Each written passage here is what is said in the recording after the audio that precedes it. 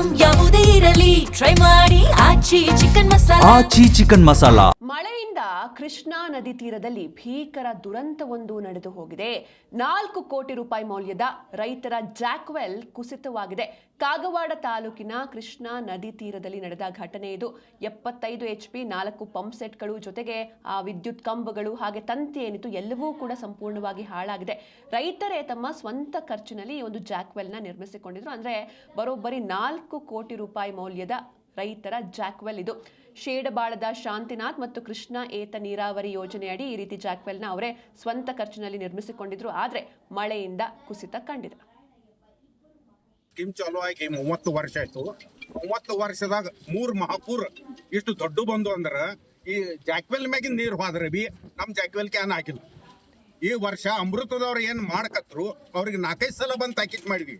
ಅಷ್ಟು ತೆಗಿಬೇಡ್ರ, ಅವ್ರೇನ್ ಬ್ಲಾಸ್ಟಿಂಗ್ ಹಾಕಿರು ಇದನ್ನ ಕೆಡ್ತಾರ.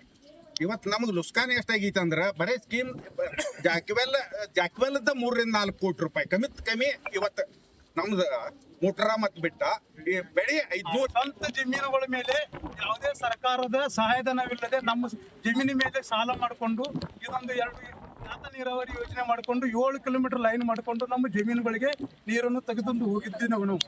30 ವರ್ಷದಿಂದ ವ್ಯವಸ್ಥಿತ ಎಲ್ಲ ನಡೆದಿತ್ತು. ಇದನ್ನು ಕುಡಿಯುವ ನೀರಿನ ಯೋಜನೆ ಪಕ್ಕದಲ್ಲಿ ಅವರು ಅಮೃತ ಯೋಜನೆದವರು ಜಾಕ್ವೆಲ್ ಡೈಲಿ ಅವ್ರಿಗೆ ನಾವು ಹೇಳಿದೀವಿ,